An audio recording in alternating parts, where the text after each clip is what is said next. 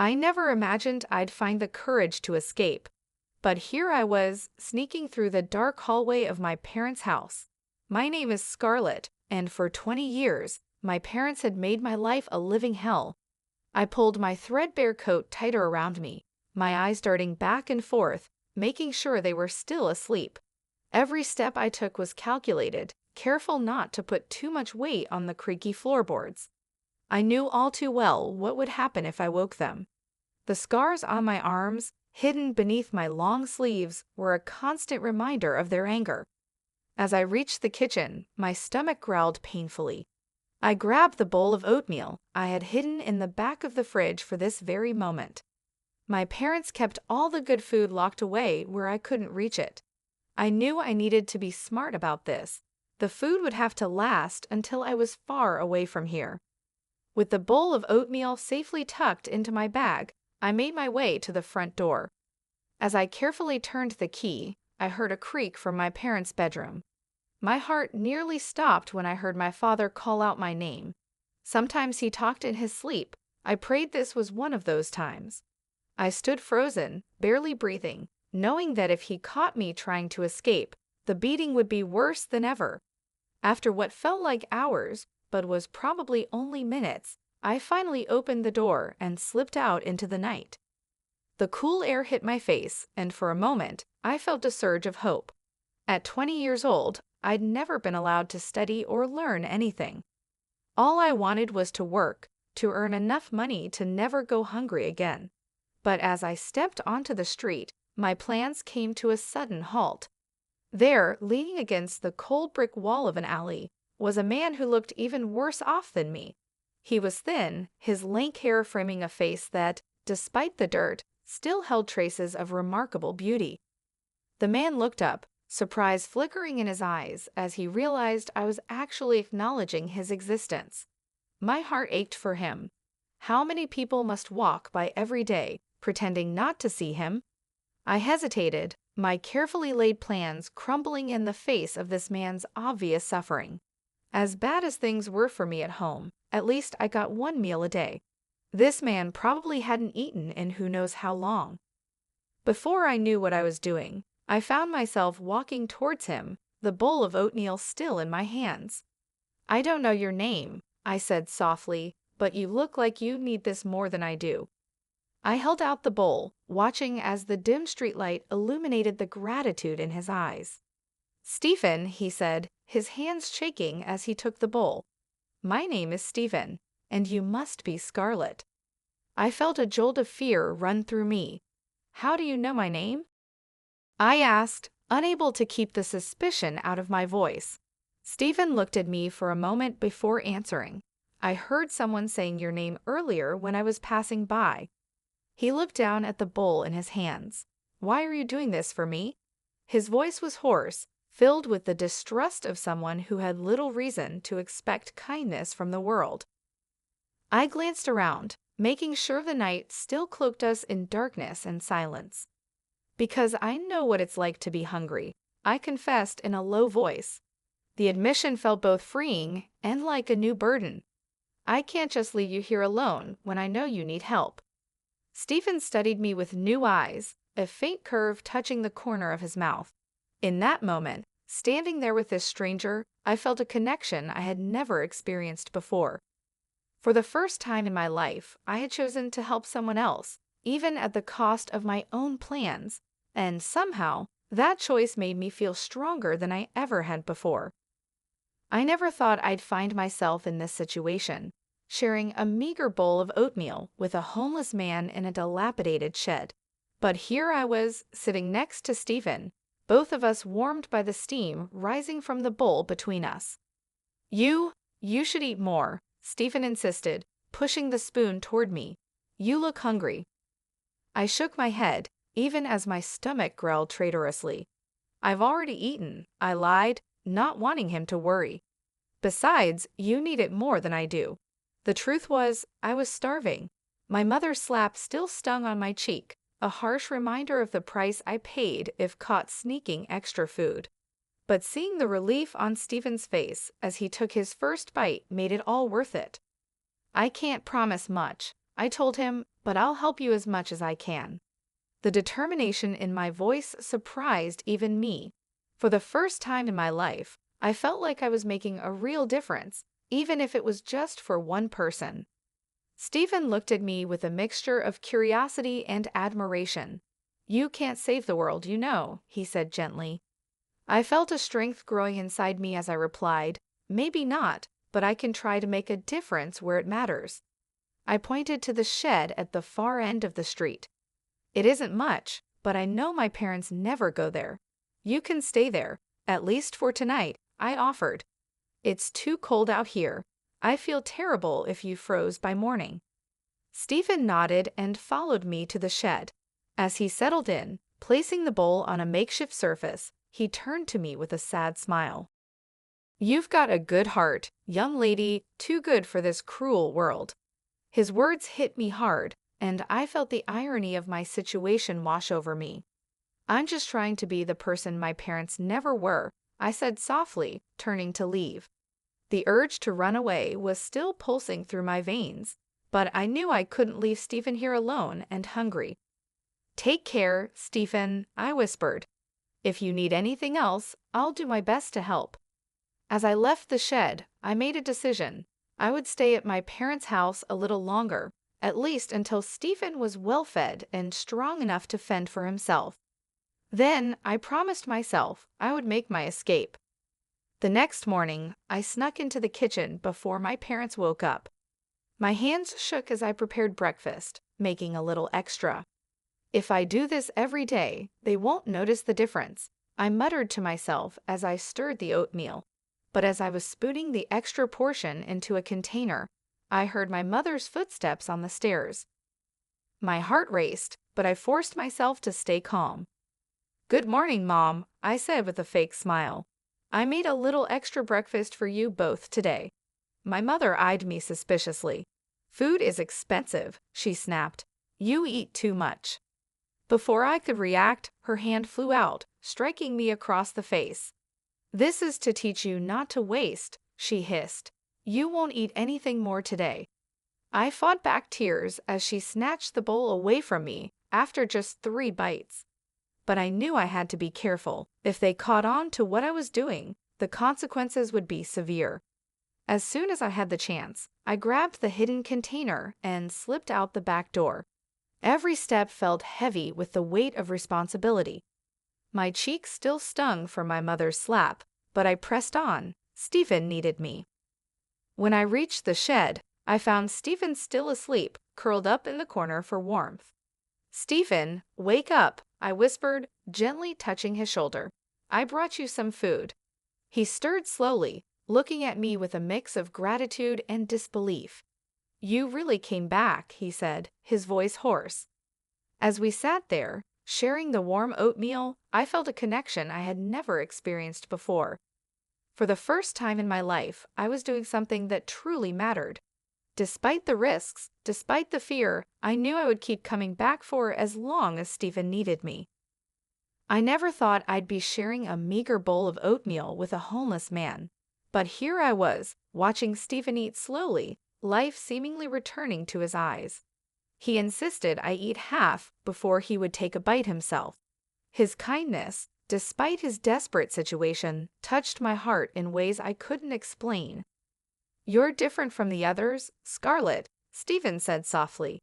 Most people just ignore me, but you have a heart this cruel world couldn't break. I smiled sadly, feeling a mix of pride and sorrow. Maybe, I replied, but there's still so much to do. I knew this small act of kindness wasn't enough to completely change Stephen's situation, but it was a start, a glimmer of hope in a world that often seemed devoid of it. As I made my way back home, my mind was already racing with plans to secure more food without raising suspicion. I was determined not to let my parents' cruelty define who I was or the impact I could have on the world around me. The rest of the day passed in a blur of menial chores, as it always did. By evening, I was exhausted, but when I entered my room, the sight of a covered dish on a silver tray jolted me awake. Lifting the cover, I gasped. It was a meal fit for a dream, Fruits, vegetables, meat, even a small dessert cup. Foods I rarely, if ever, got to taste. Did Mom feel guilty about hitting me this morning? I wondered as I savored each bite. The nutritious meal made me feel stronger, healthier than I had in ages. The next morning, however, reality hit hard. The cold was becoming overwhelming as winter approached rapidly. As I made my way to the shed with Stephen's oatmeal, my breath was visible in the frigid air. I realized he would need more than just food to survive.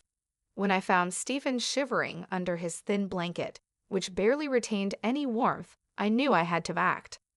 "You need more than this to stay warm," I murmured, feeling helpless but determined to help. That afternoon, while my parents were out, I searched the attic for unused clothes and blankets. Each item I put in the bag increased my anxiety. If they noticed these things missing, I'd be in for it. They can't realize these are gone, I thought, carefully collecting items they hadn't used in years. With the heavy bag on my shoulder, I ran to the shed under the cover of darkness. Each step was a calculated risk. I opened the door slowly, finding Stephen huddled in the corner. "I brought you something," I whispered, setting the bag down in anxious silence. Stephen's eyes lit up as he peered inside. "Don't worry about it," I said, forcing a smile, even as my heart raced with the fear of discovery. "Just use them to keep warm, okay?" Stephen took my hand, his cold fingers intertwining with mine. "Scarlett, you do so much for me. Why do you go to all this trouble?" The intensity of his gaze deepened the question. I looked at our joined hands, finding an answer that felt true to my core. "Because if I were in your place, I'd hope someone would do the same for me," I confessed, feeling a mix of fear and determination. "I'll never forget this, Scarlett." "Never," Stephen said, squeezing my hand. I nodded, feeling a wave of warmth against the cold that had nothing to do with clothes or blankets. It was the warmth of the bond forming between us, a connection of gratitude and mutual care. As I made my way back home, tension built inside me. What if my parents discovered what I'd done? Each step towards the house increased my fear. The moon was hidden behind dark clouds, and the wind blew colder, as if foreshadowing trouble. But I knew, no matter what happened, I couldn't stop now. Stephen needed me, and for the first time in my life, I felt like I was truly making a difference. I never thought I'd be sneaking out of my own house in the middle of the night, but here I was, calculating the height of the drop from my bedroom window. The snow was falling silently outside, each flake a reminder of the bitter cold that Stephen was enduring in that rickety shed. I knew every second counted now as I whispered a quick prayer, asking God to protect me from injury and to keep Stephen safe. I couldn't help but feel a mix of fear and determination coursing through my veins. "Stephen needs me," I reminded myself as I gathered the courage to jump. The impact of hitting the ground knocked the wind out of me, but miraculously I was unharmed. Whether it was divine intervention or sheer luck, I didn't have time to ponder. I raced towards the shed, my heart pounding with each step. What I found inside shook me to my core. Stephen was pale and delirious, his breathing labored and painful. As I knelt beside him, he whispered between coughs that he didn't think he'd last much longer. Each word seemed to cost him tremendous effort. Despair washed over me, but I forced it down. "Don't say that, Stephen," I said, trying to inject hope into my voice, even as fear clawed at my insides. "I brought medicine and a warm blanket. You're going to be fine." Stephen's hand found mine, his grip weak but insistent. A faint smile played on his lips as he called me an angel, thanking me for not leaving him alone. The gratitude in his fading voice nearly broke me. As I helped him take the medicine, I could feel hot tears threatening to spill from my eyes. "You have to fight, Stephen," I insisted, my voice cracking with emotion. "I'm here with you." The thought of losing him, of him dying alone and forgotten in this cold shed, was overwhelming. "Stay with me," I pleaded, offering up silent prayers for his recovery. I spent the next hour by his side, my mind racing with what to do next. I knew I couldn't leave him like this, but I also knew my absence would soon be discovered at home. Just a few hours earlier, I had barely avoided disaster when my parents returned home unexpectedly. I had managed to sneak back in through the back door, but their suspicion was palpable. "Where is that girl?" My mother's voice had cut through the air like a knife. I had frozen in place, my heart threatening to burst out of my chest. Quickly hiding the empty bag under a piece of furniture in the laundry room, I had rushed to the kitchen, trying to appear as natural as possible. "I'm your mom," I had called out, fighting to keep the tremor out of my voice. Just finishing up in the kitchen. My mother had entered the room, eyeing me with distrust. "You've been outside, haven't you?" she had accused, her eyes narrowing. A chill had run down my spine, but I had lied, praying my internal panic wasn't visible on my face. "No, Mom, I've been here the whole time." "Don't lie to me," she had snapped. "Your father saw footprints in the snow leading to the shed." Her tone had been pure menace. "You know what happens to lying girls, don't you?" I had swallowed hard, my stomach churning with dread. Thinking quickly, I had concocted a story about checking on the tools in the shed because of the forecasted storm. My parents had exchanged glances, clearly not buying it. "Let's hope that's true," my father had said as he entered the kitchen. "But we're watching you." They had locked me in my room after that, the key safely in my mother's possession. As I sat there, feeling more like a prisoner than ever in my own home, my worry for Stephen had grown with each passing minute. Now, as I sat with him in the shed, I knew I had to find a way to get him real help, no matter the consequences. The storm was getting worse, and Stephen's condition was deteriorating rapidly.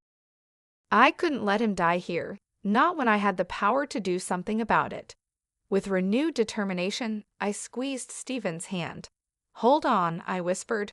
"I'm going to get you out of here. Just hold on a little longer." As I said the words, I realized I had no idea how I was going to accomplish this, but I knew with every fiber of my being that I had to try. I never thought I'd be risking everything for a stranger, but here I was, shivering in the cold shed, watching as Stephen's color slowly returned to normal. As our eyes met, I was struck by how handsome he was, even in his weakened state. He must have noticed something in my gaze because he smiled at me, declaring that I was his salvation. My heart swelled with a mixture of pride and fear. I knew I couldn't leave him here another night, but sneaking him into my house seemed impossible. Still, I had to try. "I'm going to find a way to get you somewhere warmer," I told him, trying to inject confidence into my voice. As I made my way back home, my mind raced with possibilities and potential disasters. But nothing could have prepared me for what awaited me. My mother was standing there, holding an empty medicine wrapper I had carelessly left behind. Her voice dripped with venom as she demanded an explanation. I felt the blood drain from my face as I stammered out a weak excuse about feeling ill, but she wasn't buying it.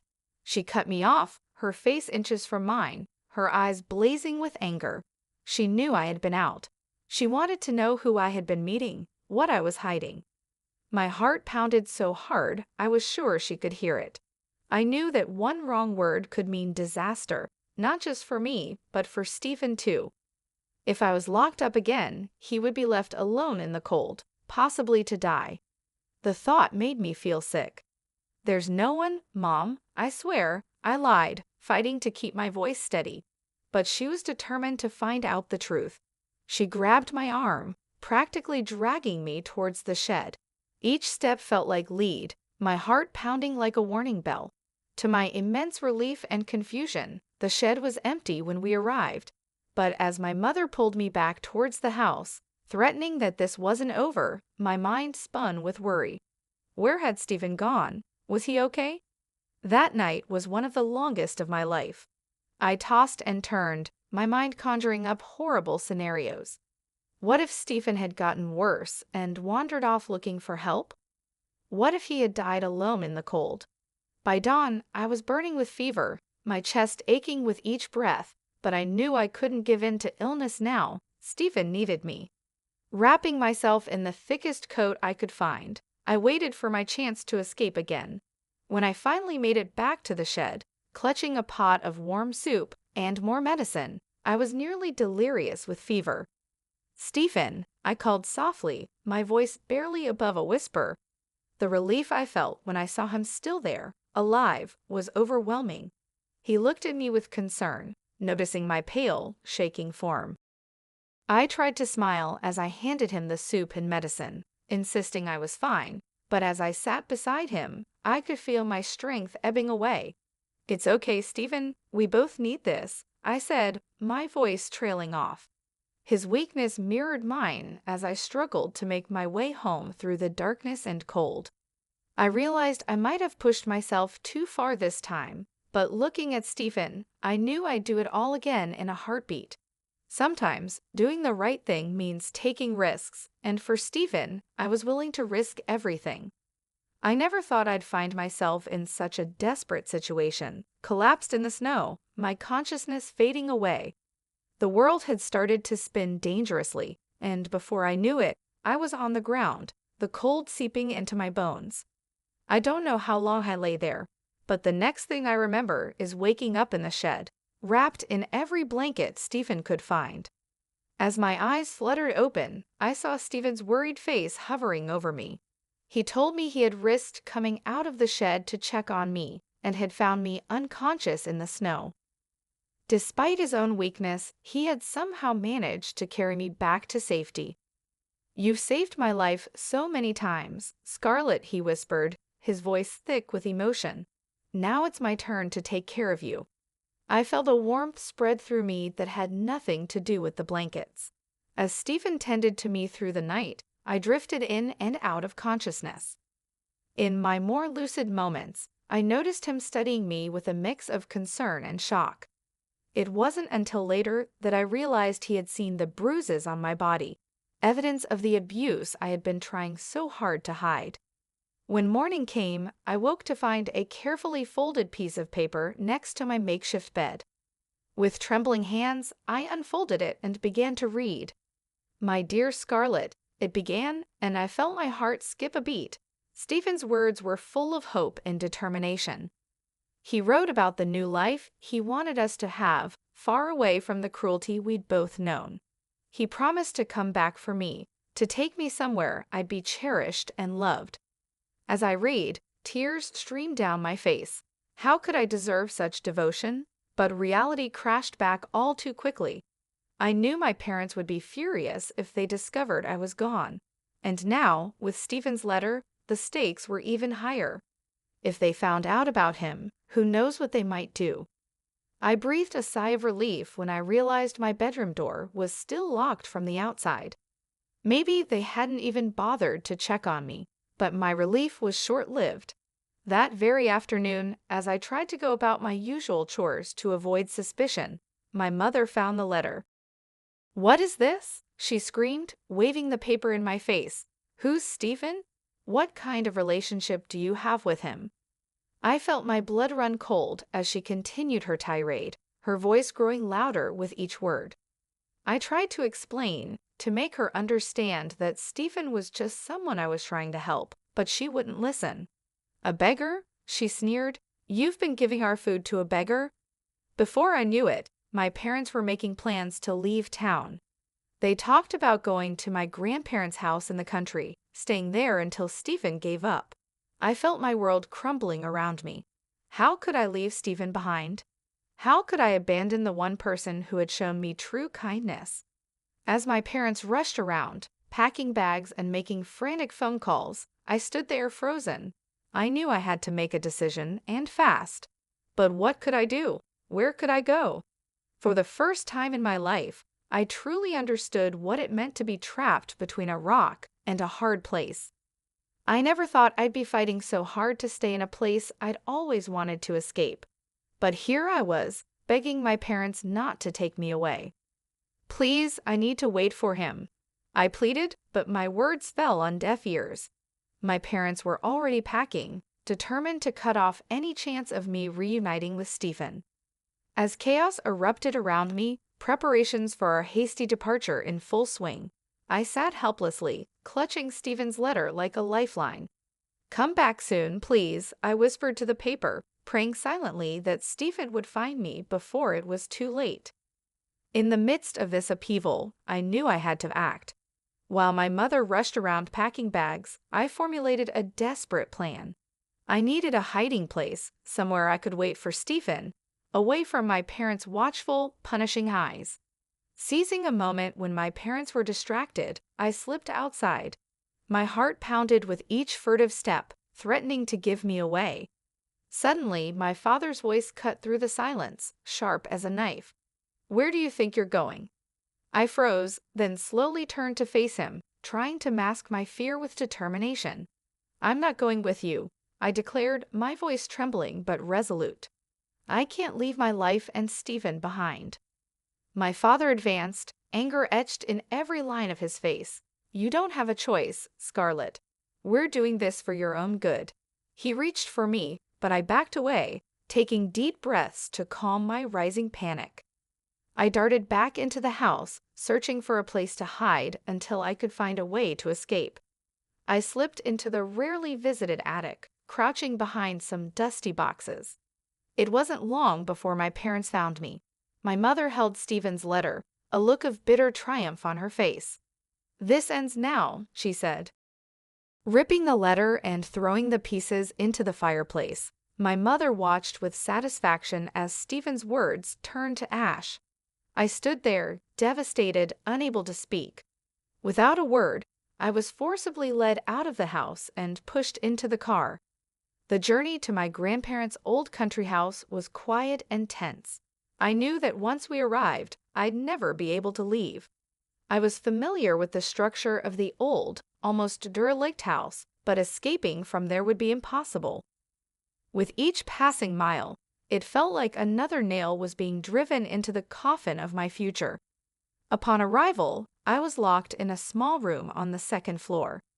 The barred window faced the front of the house, but it was too high to jump from, and the bars were too close together for me to slip through. I sat by the window, staring at the distant horizon. "I've lost Stephen," I whispered to the wind. "He'll never find me now, and I can't escape."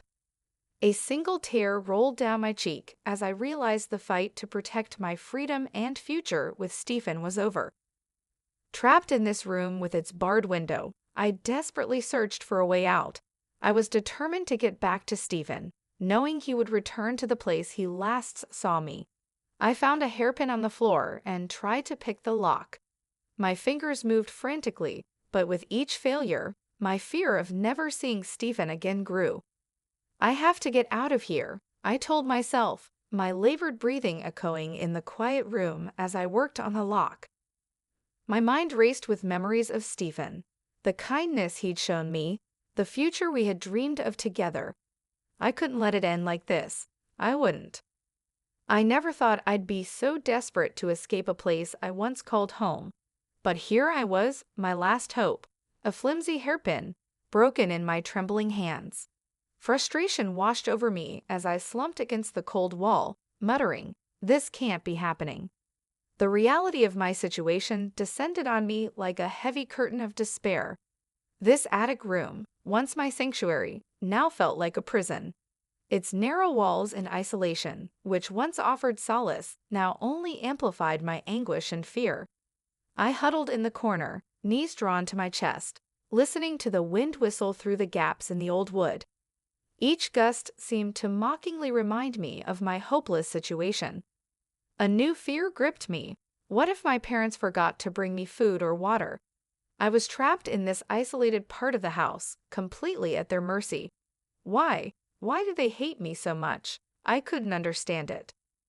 Though physically distant, I could hear my parents' voices echoing in my mind, discussing my punishment. My mother's harsh voice declared that I needed to learn I couldn't defy their authority. My father agreed, his voice a low growl of impending threat. But it was their next words that chilled me to the bone. "How much do you think she's worth?" my mother asked. Tears streamed down my face as the implications of her words sank in. Were they planning to sell me? The thought was too horrifying to contemplate. I tried to make myself smaller, as if I could disappear into the walls. Every minute in this attic was a minute won against whatever fate my parents had planned for me, but also a minute lost, a minute further from Stephen. He must be looking for me. I whispered to myself, trying to inject some hope into my crushed spirit. I have to find a way back to him. As night fell and the temperature dropped, I crawled to the small broken fireplace. Using scraps of wood I found scattered around, I managed to start a small fire. The flickering flames offered little comfort, but it was enough to warm my body and provide a glimmer of solace. God, please help me, I prayed, watching the shadows dance on the walls. Let Stephen find me. Despite the weight of uncertainty pressing down on me like a suffocating blanket, a spark of determination still burned in the depths of my heart. I would survive this. I would reunite with Stephen and escape my parents' oppressive grip. As I finally drifted off to sleep, my face illuminated by the dying embers, I clung to dreams of freedom and the dark promise of seeing Stephen again. Tomorrow, I thought. Tomorrow, when they bring food, I might have a chance to get out of here. In the pre-dawn darkness, I was jolted awake by the distant sound of an approaching car. My heart leaped. Could it be someone coming to help me? I wanted to bang on the window, to scream for help, but fear of punishment held me back. Instead, I peered through the barred window, trying to see who had arrived. As I watched and waited, I realized that every decision, every moment, could be the difference between freedom and captivity, between a life with Stephen and a future I couldn't bear to imagine. I had to be smart, I had to be brave, and above all, I had to hold on to hope. It was all I had left. I never thought I'd see Stephen again, let alone looking like this. As I peered through the bars, I could barely recognize the well-dressed man stepping out of an unfamiliar car. But when he turned toward the house, my heart skipped a beat. It was Stephen, but not the Stephen I remembered. He had transformed, elegantly dressed, his posture radiating confidence. I pressed my face against the bars, tears of relief mingling with a surge of new hope. How did he get those clothes? That car, what's going on? I whispered to myself, my mind racing with questions. As Stephen approached the front door, my parents emerged to confront him. I could see everything from my vantage point, but they couldn't see me. My father's gruff and suspicious voice demanded to know who Stephen was and what he wanted. Stephen's response was firm and clear. He told them he had come for me, that he was here to take me away. I strained to hear their words, but the thick walls of this old house muffled their voices. My mother's voice, dripping with sarcasm, cut through the air. She sneered that Stephen didn't look like a beggar anymore, asking if he really thought he could just come here and take their daughter. But Stephen remained calm in the face of their accusations. He declared that I deserved a better life than the one filled with fear and violence that they had provided. He said he had the means to take care of me, to give me the life I deserved. I watched as my parents exchanged glances, probably thinking about selling me to the highest bidder. Neither of them truly cared about me, when my father challengingly asked what would happen if they refused. Stephen's response sent chills down my spine. If they refused, he told them he would have to take legal measures to ensure my safety, including revealing to the police everything he knew about how they treated me. His voice was as cold as the morning air. As I continued to watch from the window, I felt a mix of admiration and fear for what Stephen might face for my sake. When he mentioned having resources, I realized he must have carefully planned each step before coming to find me. My mother, realizing they were at a disadvantage, changed tactics. She lied, saying I had gone to live with an aunt far away and wouldn't be coming back. She demanded compensation for everything they had done for me if Stephen wanted me to return. Stephen nodded, seeing through their lies. "You're trying to sell your own daughter," he stated. "Where is Scarlett? I don't believe she's gone." But my mother insisted, closing the door in Stephen's face. As I watched his car begin to pull away, desperation overwhelmed me. My mother's words echoed in my mind, a cruel sentence of eternal isolation. With my heart pounding uncontrollably, I began banging on the window bars with all my might, screaming Stephen's name. Even though I knew it was almost impossible for him to hear me over the distance, and the strong wind rustling the trees outside, I couldn't stop. "Stephen, Stephen, please don't go," I cried, my voice raw with emotion. Each second his car moved further away felt like another blow of crushing despair. In the car, Stephen felt a growing uneasiness. Something wasn't right. Just as he was about to accelerate, a faint sound, almost swallowed by the wind, reached his ears. He slammed on the brakes, his intuition screaming for attention. Stephen's heart raced as he leaped out of the car and ran back toward the house. I was still pounding on the window, my body shaking not just from the cold, but from the fear of losing him forever. Suddenly, Stephen's silhouette appeared in the morning mist. "Scarlett," he shouted, locating me with determination burning in his eyes. He approached the door and began pounding on it, demanding my parents release me. The confrontation that followed was tense and charged with emotion. As I watched from above, I realized that this moment would define the rest of my life. Freedom was so close, yet still just out of reach. But Stephen was here, fighting for me, and for the first time in a long time, I dared to hope. I never thought I'd hear Stephen speak with such determination and authority. As I listened from my attic prison, his words echoed through the house. "You have no right to keep her locked up like this. Scarlett deserves to be free, and I'll do whatever it takes to make sure that happens." My parents were caught between rage and fear of legal consequences. I could hear the panic in my mother's voice as she threatened Stephen, telling him I would never go with him and that she'd call the police for trespassing. But Stephen didn't flinch. I felt utterly helpless, trapped upstairs with no way to get down and out. The argument escalated quickly, and in the chaos, someone called the police. When they arrived, the scene must have been enough for them to take immediate action. My heart raced as I heard the commotion downstairs. Suddenly, Stephen was there, rushing to my side. "Are you hurt? Did they harm you, Scarlett?" he asked, his voice filled with concern. I assured him I was okay, though I was overwhelmed by the rapid turn of events. As my parents were taken away, I made the difficult decision not to press further charges. The police seemed surprised by my compassion, but I explained, I just want to move on with my life, away from the hatred and pain they caused me. My voice was steady but full of emotion. Stephen stood by me, offering the support I so desperately needed. He gently took my hand and promised, "Let's start a new life together, Scarlett. A life where you can be truly free, where you can have anything you want." I moved closer to him, my eyes reflecting a clear determination. All I wanted was a little peace in my life, to live as a normal woman, to study, work, and have a family. I had endured enough pain and resentment. Even though I chose not to press charges, the police couldn't overlook the conditions they found me in. My parents were arrested for what they had done. As we left the police station, I had so many questions for Stephen, but he simply led me to a massive mansion without explanation. Stepping inside, I felt like a princess in an enormous castle. It was so luxurious that I stood there, mouth agape, following Stephen through the house. I felt as though I had entered a completely different world.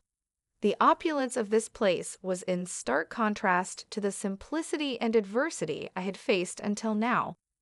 Stephen guided me through hallways adorned with art and furniture that looked like museum pieces. "This is unbelievable," I said, my voice barely above a whisper. "But why didn't you tell me about all this? Whose house is this? How did you get that car, and all of this?" My curiosity was tinged with a hint of apprehension. I feared that what Stephen hadn't told me might change the feelings I had started to develop for him. Stephen sighed, stopping in front of a large window that offered a dazzling view of illuminated gardens. He began to explain his past. A life of comfort but also loneliness and betrayal. People had always expected something from him, interested only in his money and what he could provide. As I listened to his story, I held his hand tightly. I couldn't understand why he had to suffer so much. "But you were so sick. You almost died," I said, turning him to face me. He nodded, his eyes intense. "Yes, but in my mind, I had been sick and alone for a long time before that. Living there with you was better than this luxurious life without love." Stephen's words warmed my heart. I had found someone who fought for me, who truly cared. "That means everything to me, Scarlett," he said. As he continued to reveal more about his past, I smiled, moved by his sincerity. "You did make a difference, at least for me. But what do we do now?" Stephen's response filled me with hope. "I want to start over, Scarlett, this time with you by my side. I want to make you as happy as you deserve to be, to make you smile every day, and to show you that the world can be wonderful with the right person beside you. What do you want, my Scarlett?" In that moment, standing there with Stephen, I realized that sometimes life's greatest blessings come disguised as our biggest challenges. I had endured so much, but it had led me here, to this moment, to him. For the first time in my life, I felt truly seen, truly valued, and I was ready to embrace whatever the future held, as long as we faced it together. I never thought I'd find myself in the arms of someone who truly understood and loved me. But here I was, embracing Stephen with tears of joy in my eyes. I've always dreamed of studying, working, and someday having a family that truly loves each other without fear or hesitation, I confessed, my voice trembling with emotion. Stephen's response warmed my heart. He promised we'd make those dreams a reality together, sealing his words with a tender kiss. It felt like the beginning of a new chapter in my life, one filled with hope and possibility. As days turned into weeks and weeks into months, our love blossomed, healing old wounds and strengthening our bond. I threw myself into my studies, just as I had always wanted, with Stephen by my side every step of the way, encouraging and supporting me. We planned our future together and eventually celebrated our love with a simple yet meaningful wedding ceremony. As we strolled through our garden after the ceremony, I couldn't help but marvel at how far we'd come. It all started with an act of kindness on a dark street, I reminisced. "You changed my life, Stephen. You gave me hope when I had nowhere to go. I'm healthier now, stronger both in body and spirit. Though I now wear elegant clothes, what I cherish the most is having someone who truly loves me." Stephen squeezed my hand gently, his smile full of affection. "You gave me something worth fighting for, Scarlett," he said. "A reason to believe in goodness again." Together, we felt compelled to give hope to others. We established a charity dedicated to helping people in vulnerable situations, like Stephen once was. Our project grew rapidly, fueled by our passionate commitment and Stephen's newfound purpose in philanthropy. During one of our planning meetings, I suggested we call it Light for Tomorrow. Because no matter how dark the past, everyone deserves a chance at a new beginning, I explained. Stephen agreed, his eyes full of admiration. "It's perfect. You are my light for tomorrow, Scarlett." As time passed, our organization touched many lives, its positive impact resonating throughout the community. I often worked on the front lines, directly with those in need, as living proof that change was possible. 7 years later, on a sunny afternoon, I watched children playing in our foundation's courtyard. I felt a small hand slip into mine, and looked down to see our eldest son gazing up at me with curiosity and admiration. "Mom, were you always this brave?" he asked. I crouched down to his eye level, smiling. "I learned to be brave, my love. I learned that sometimes you have to be strong, not just for yourself, but for others too." As our family grew, I never forgot the lessons of my past. My parents remained in prison, a dark reminder of the hardships I'd overcome. We made the difficult decision to deny them access to our resources, preserving the integrity and security of the new life we had built. Watching Stephen play with our children, I felt a deep sense of gratitude. We had built something special together, not just a family bound by love and respect, but a place that reached beyond our walls to help others. "We're making the difference, Stephen," I said, smiling as he approached and wrapped his arms around me. "Yes, we are," he replied, kissing me softly. "And we'll keep doing it together, always." As we stood there, wrapped in each other's love, we looked to the future with hope and determination. We knew that whatever challenges lay ahead, we could face them together, turning any adversity into opportunity. Our journey had taught us that even the darkest beginnings can lead to the brightest of futures.